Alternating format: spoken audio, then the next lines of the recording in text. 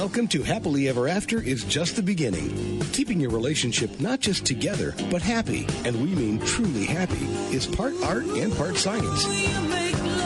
You've come to the right place. Here's your host, Lesli Dories. There are a couple of ways of thinking about marriage that men are encouraged to accept. The first is that once men have won the woman of their dreams, they no longer need to put any effort into keeping their lady love. The other, which I actually find more distressing, is that the secret to a happy marriage is for the husband to just learn to say, yes, dear. What lets the man off the hook for making the relationship work? And the second is that no matter what he feels about the relationship, he's supposed to just be quiet and accept it. Now, neither of these are good options if you want a healthy, loving relationship. So, big question for today, what's a guy to do? If you really want to create a good relationship, my guest, the director of the Northampton Center for Couples Therapy and licensed mental health counselor, Kerry Lusignan, has some really practical answers. So, Kerry, thank you so much for being on and talking about what I think is a really timely subject for guys in marriages. Thank you, Leslie. Thank you for having me. So a little bit ago, you wrote a recent article called 5 Things That Men Can Do to Strengthen Their Relationship. And this appeared on a wonderful website. If people don't listen to it or go read it, they should. It's called The Good Men Project. And you talk about the target for men in marriage as something that's constantly moving. And I think this is getting worse, not better. So why is this happening, and what are men doing as a result? Well, why it's happening, I think, that's a pretty big question. There's a lot of forces at work. The one that comes immediately to mind isn't new, although I think it continues to be amplified more and more, which is just that the roles and the expectations of partners in heterosexual relationships, men and women that are together, has really shifted. I would say at this point in the last 50 years, it's been a gradual shift. And a lot of this has been affected by, forces in our culture related to women. Most households having, 2 people earning incomes now, working full-time.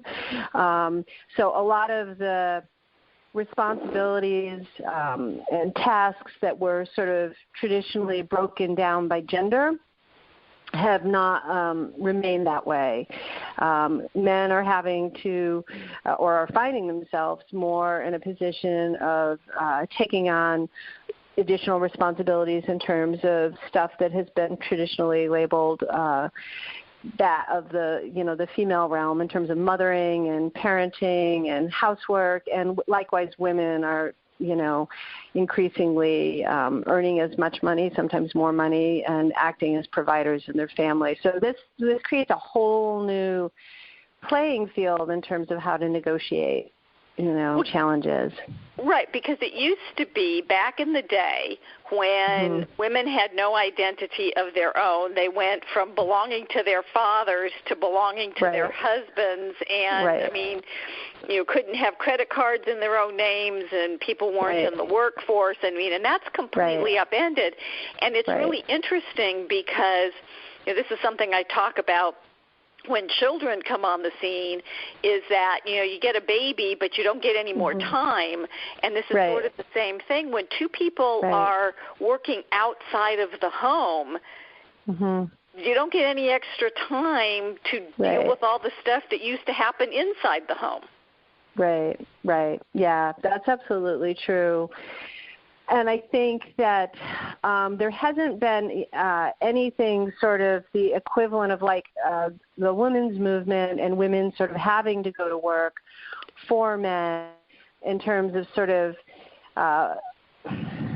escorting them into sort of this new way of being. Certainly, if we go back even a few generations to the baby boomers, Generation Xers start to kind of be on the cusp.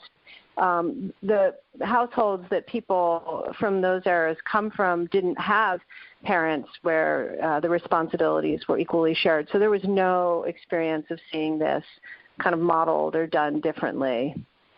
Right. And now all of a sudden we're expecting people to do things differently, but I don't really think that we're being very helpful. You know, it's almost like, okay, this needs to be done, but nobody's talking about how. And I think that there's some interesting ways that men are responding. And I wanted you to talk about a couple of them because, you know, I know that you're affiliated with the Gottman Institute, who's like huge. I mean, anybody who wants to learn anything about marriage needs to be following John Gottman. Right. Because, I mean, he's just brilliant. But this idea of, he talks about the four horsemen and about the ways that when struggles occur in relationships, there are, you know, basically there's probably more than four, but probably they can all be put into these four categories about how people deal with things. And you talk about one of the ways in which men traditionally handle, I'm not necessarily sure I would call it conflict, although conflict is one of the things, but maybe challenges in a relationship. Right, yeah. So are you talking about stonewalling? Yep, talking about stonewalling. Right. So John has the four horsemen of the apocalypse, which are the four different behaviors that all couples, whether or not they're thriving or their relationship is at risk, struggle with. And those are criticism, defensiveness, stonewalling, and contempt.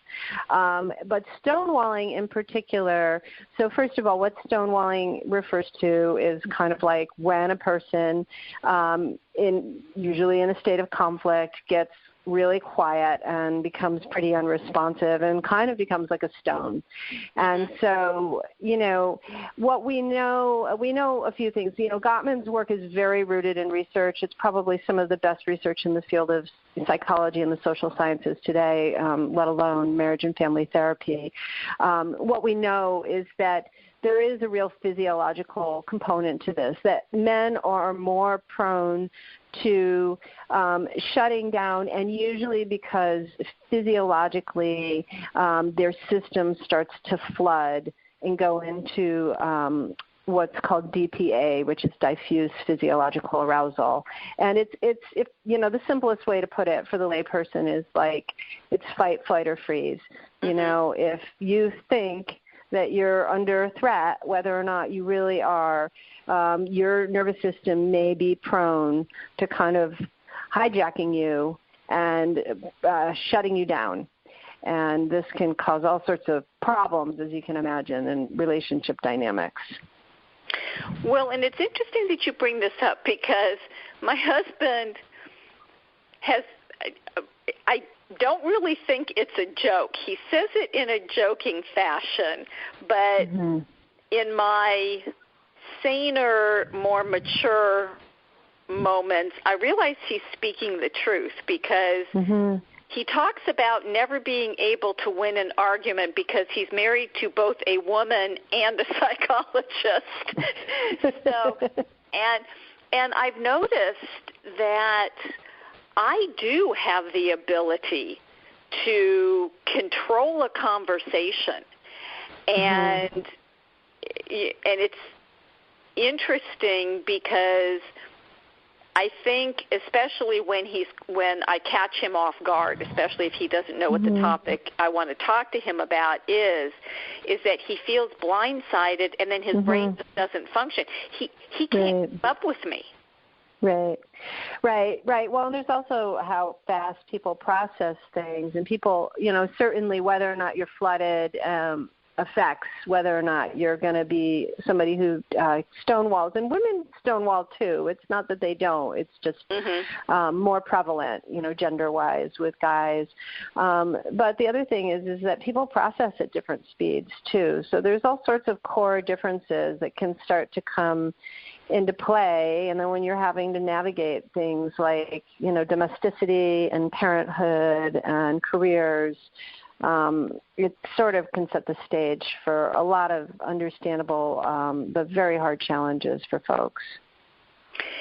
And, because I hear this all the time with couples that I work with where, the woman will complain that the guy just doesn't answer her, that his standard response is, I don't know. Right. And that just serves to frustrate her completely. But in some respects, I think that in that moment, that is a true statement, that he really has no idea. And I think it may have to do with this flooding of, I don't know whether it's because he feels like he's being attacked, although frequently that can be, or sometimes in a lot of cases it's feeling no matter which way he turns, it's going to be wrong. Yeah, well, I mean, it's a dance, right? All of these things happen sort of in the context of dynamics, and so women certainly play their parts in this. Gottman's research also shows that if you bring an issue harshly to your partner, 96% of the time, chances are it's going to escalate into an argument, and women are by far more guilty of bringing issues up harshly. And so much of how we communicate is even in the nonverbals, our voice tone, our volume, our body language. And so couples can start to experience threat between one another on a nonverbal level pretty quickly and set these things into motion. So what impact does stonewalling have? I mean, on some level it seems obvious, but... Well, I mean, the most classic thing that, we see in couples that are in distress, and certainly not the only thing, but a lot of the couples that come to my center are couples who get entrenched in what we call a pursuer-withdrawer dynamic, where one person is really initiating a lot of the conversations, initiating a lot of the complaints, going to the other person, making requests, making demands. And again, Gottman's research shows that women historically tend to assume this role more. Their level of voice in the relationship to some extent is the emotional barometer of the relationship. And so, of course, if you have one person pursuing, they're sort of taking up space in a way that may be necessary and really reflective of things that have to be tended to.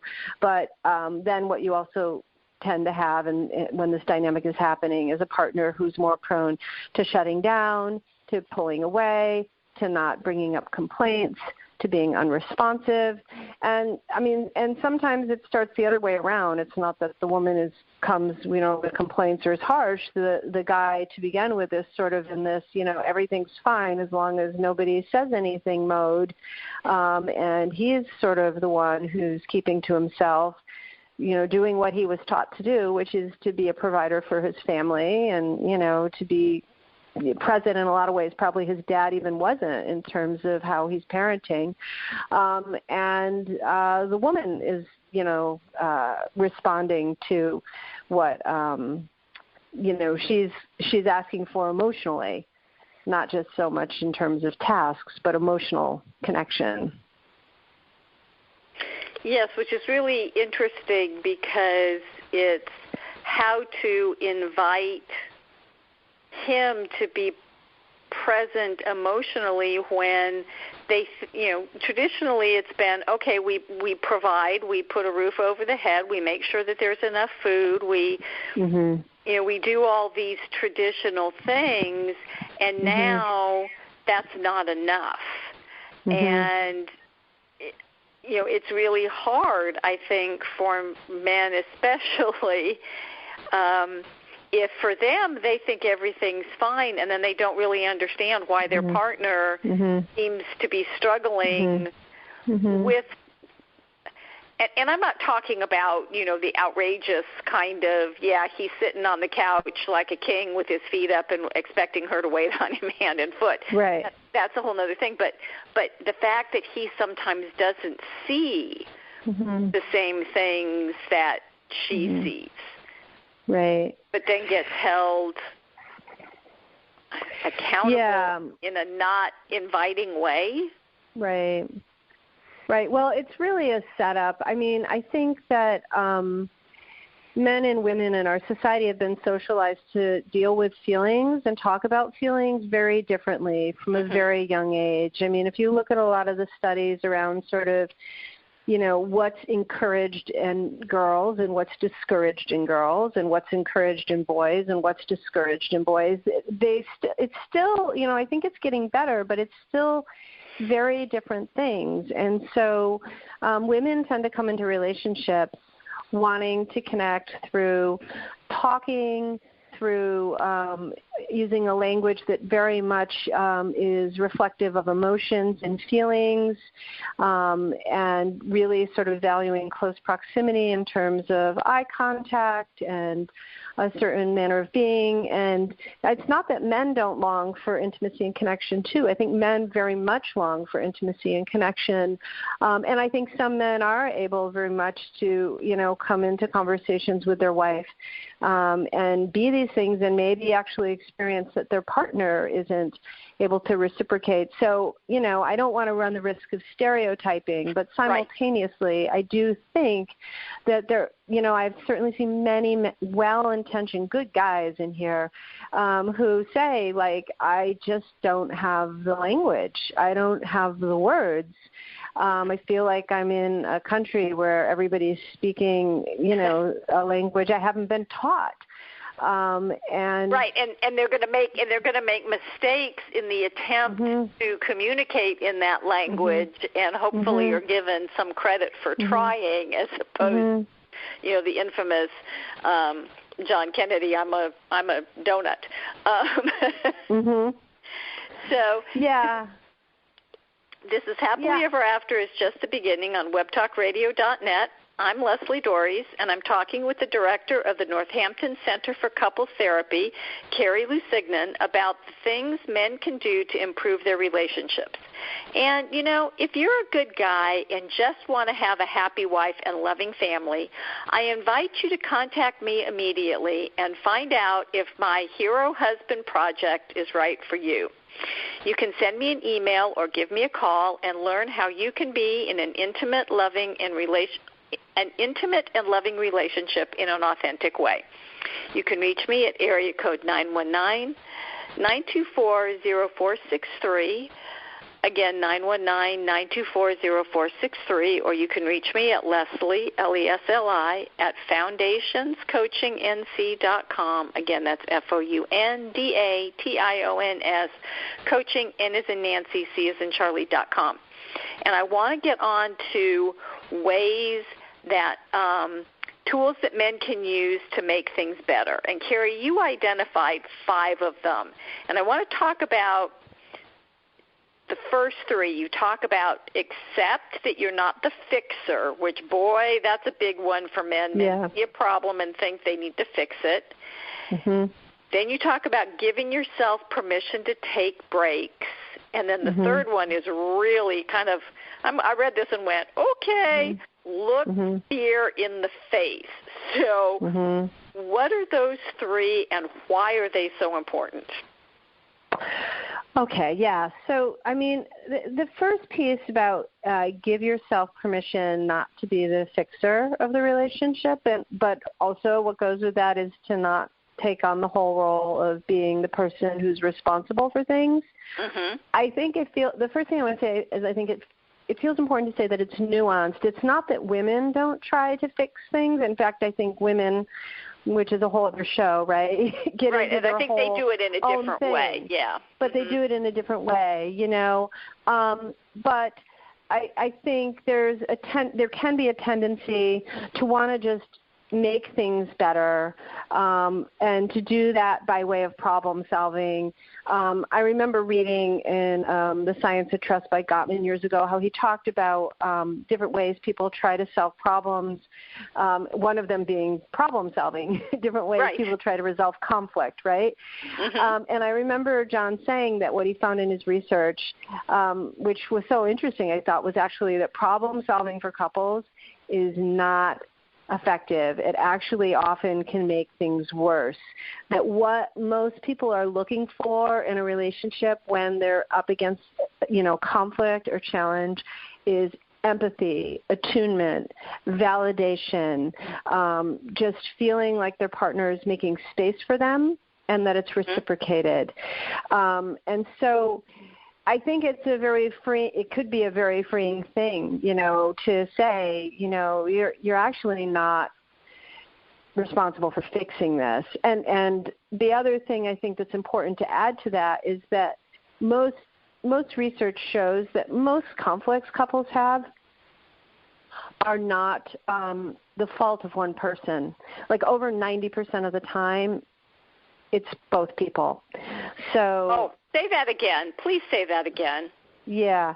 The research shows that over 90% of the time, conflict between couples is not one person's fault more than the other, that there's something happening in between them in the dynamic that is actually more the culprit. And so I think the more all of us, and certainly guys in this case, can sort of take a deep breath and remind ourselves that it's not necessarily our job to fix things, and simultaneously that, because, unless they're in that rare percentage, over 90% of the time, when conflicts occur, it's related to both people.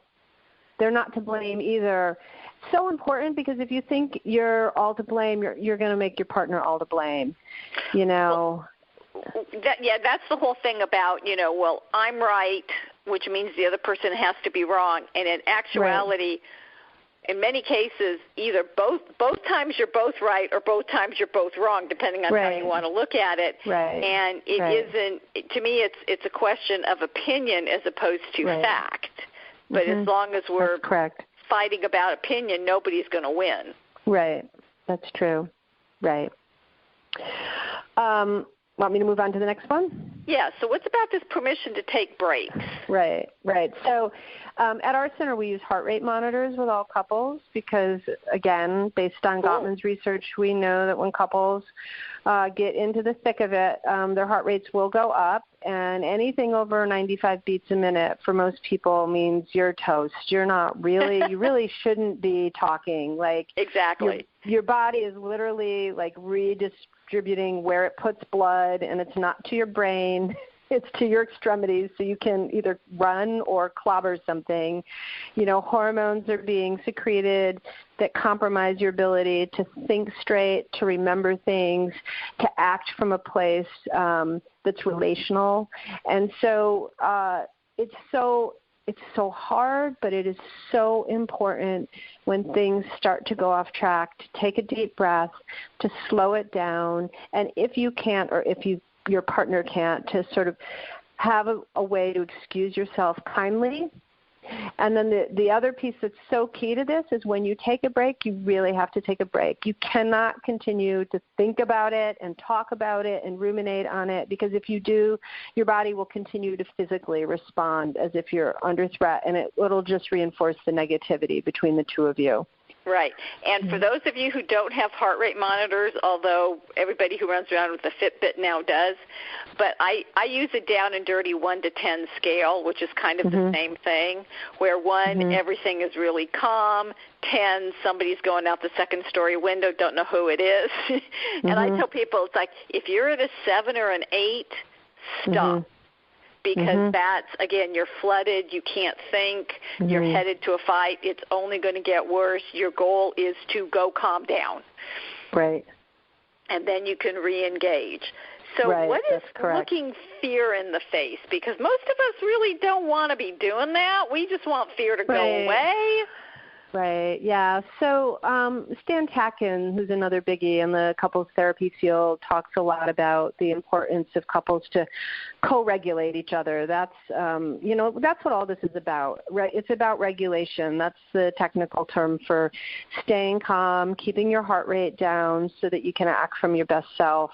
And at the very least, we want to be able to be doing that on our own as an individual. So that's when we take breaks, if we can't do that, and then we come back into it.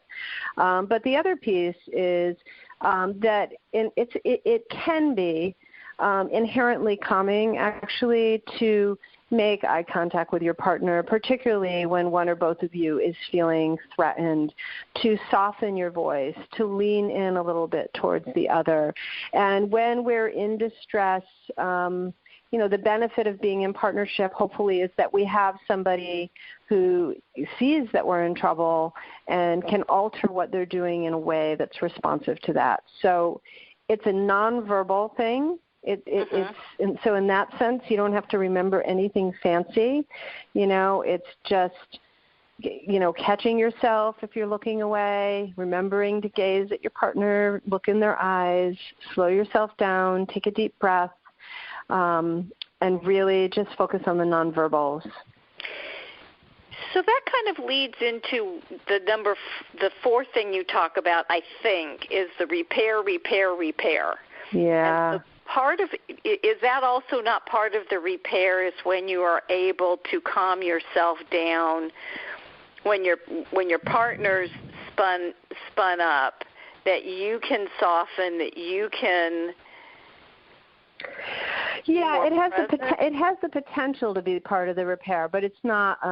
They don't necessarily go hand in hand. I think it can be a precursor to repair. Okay. But, just keeping your heart rate, level, making eye contact is also just a way to co-regulate and have good dialogue between the two of you that doesn't escalate. You may not be to the point where you're repairing, but maybe it's not something that needs repair. I mean, when people are trying to navigate parenting and things like that, they need to have good conversations. And so what we're talking about really here is preventative measures, if possible.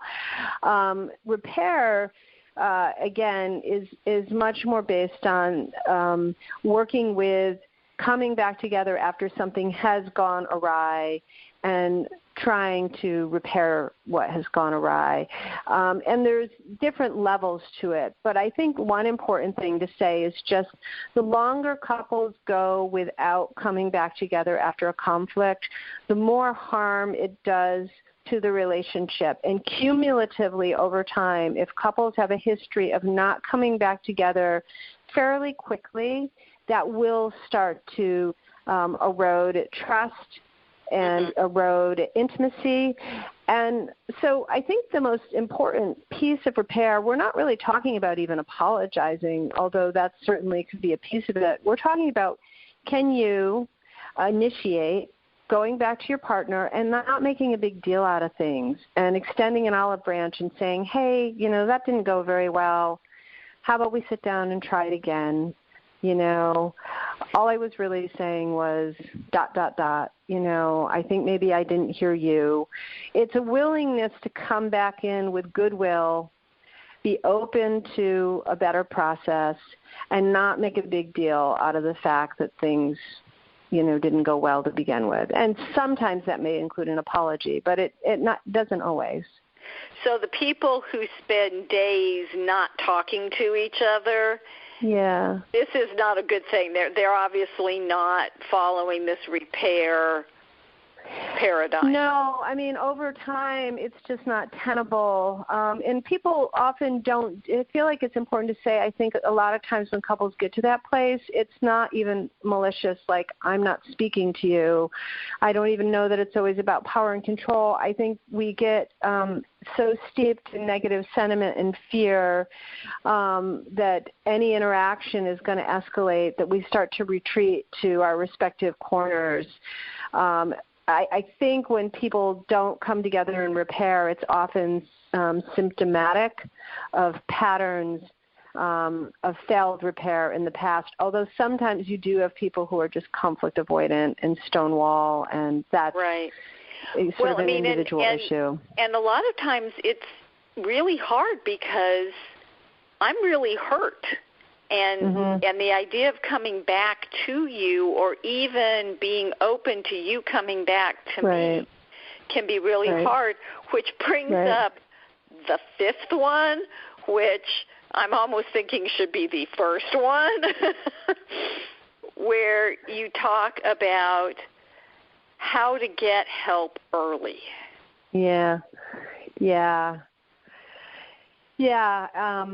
Most couples wait an average of 6 years before they go see a couples therapist. And I mean, if you think about it in terms of other medical illnesses, it would be the equivalent of finding a lump on you and letting it metastasize before you get help, for a long time. And the sad thing is that, the models that we have now, the research that we have now has really taught us a lot. And couples therapy can be effective even to a couple in crisis. But if people can come in proactively and preventatively, they can avoid a lot of heartbreak, and their family can thrive. Right, and I know that's what you do, and I know that's what I do, and, a lot of times people think about it as a punishment, that somehow they've done something wrong, but it really There's a lot of stigma. This dynamic of living with somebody else and working through these relatively common, challenges that most couples run into. We all think we're alone, and I just remember when my kids were little and I was struggling with something, and I would go to my friends and go, okay, well, how do you get them to sleep through the night, or how do you get them to how do you potty train them? There was absolutely no stigma about not knowing. And by the way, raising children is quote unquote natural. But somehow this idea of how do you have a conversation with your partner about your in-laws, or all of these things that how do you decide what furniture to buy for the bedroom? These things that seem so silly and easy, but they're the same kind of thing that we just don't always know how to do it.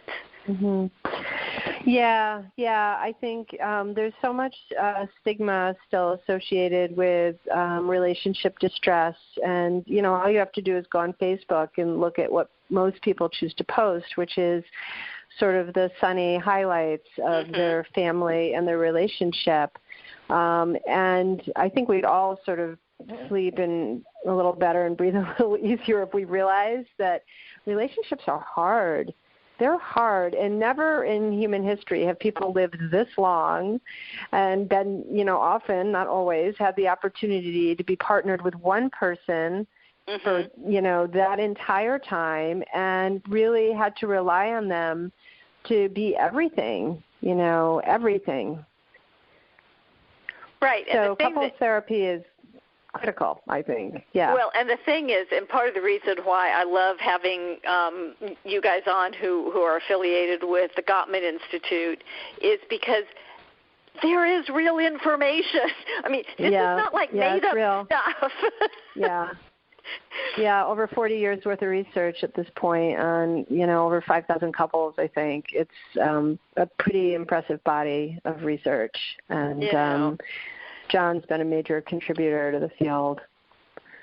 So speaking of John, and speaking of you, and speaking of all of this, can you let people know where they can learn more specifically about your organization? And really about, because, my part of the reason why I do this show is to destigmatize this thing. It's like, when I don't know if you read this recently, but, Anna Faris posted relatively recently that she was actually sorry that, she kind of put out all these really positive things about her, her marriage, as opposed to, it really helps sometimes if the people, not the affair kind of stuff, but the people the celebrities who people follow, it's like, we're having a little bit of difficulty with this, and we went and sought help. Right. Absolutely. Well, my center is a group practice, And we've been around 8 years, and all we do is treat couples. I created it after I had trained with the Gottman Institute 8 years ago, well, more than 8 years ago. At first it was just me, because I was just overwhelmed with couples really needing to see a specialist, and couples therapy really is a specialty. Yes. So we see about 100 couples a week. It's all we do.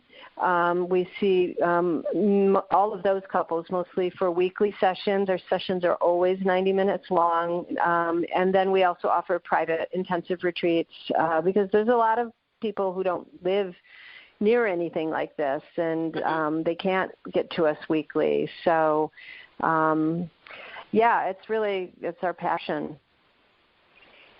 Yeah, because people like you and me don't do this, without being passionate about it, because it's rewarding work, but it's tough work. It's rewarding work, and it has a huge ripple effect. I think when you help a couple, you help your community, you help their children, you help generations to come. And I'm just realizing I don't think I said my website. Sorry. No, you didn't. So it's just NorthamptonCouplesTherapy.com, and Northampton just has one H in it. We have a blog, and we're on Facebook, and we have a website, and there's a wealth of information on there for people. And it's absolutely fantastic information, because the truth is we actually do know what makes relationships work. And even as expectations for them have changed, good relationships do not just happen, people. Taking control of your relationship and making it what you want it to be is within your ability if you have the courage to take action. So the question is, what kind of help do you need, and when are you going to make it happen? So hopefully you'll keep listening to the show and listening to my wonderful guests. And until next week, stay loving.